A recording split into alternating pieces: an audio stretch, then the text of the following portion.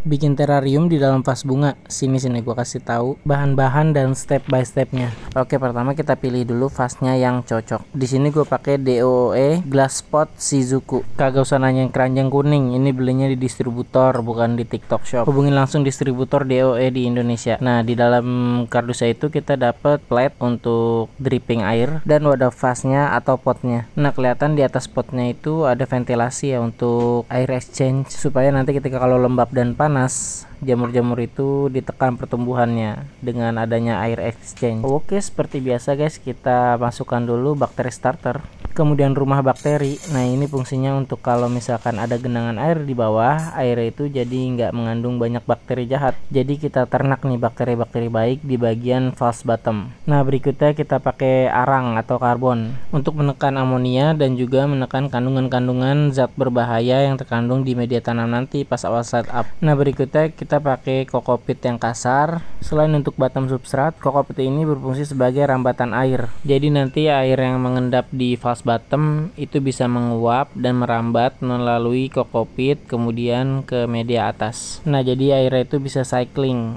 Nah, oke, step berikutnya kita masukkan hardscape-nya ya.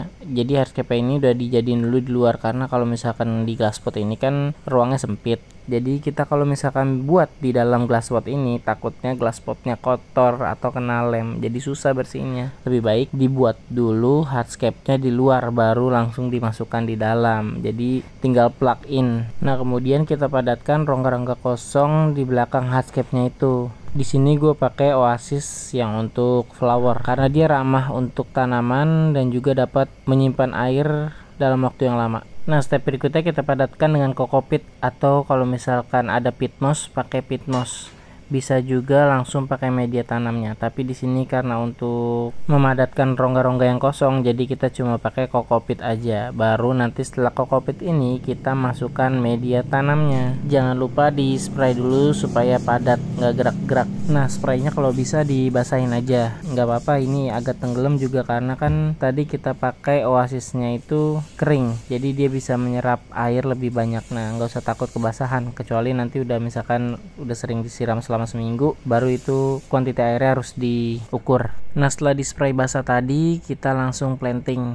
Nah, di sini tanaman-tanaman yang gue pakai itu ada moss mutiara, terus ada weeping moss, terus ada star moss, terus beberapa jenis-jenis fern kecil. Kemudian tanaman utamanya itu ada malexis atau anggrek darat. Berikutnya ada UG atau Urticularia graminifolia yang termasuk carnivore plant. Nah, step by step tadi yang kita lakuin dari awal itu bukan cuma asal-asal aja ya. Jadi urutan dan posisinya harus benar supaya terrarium ini bisa sustainable.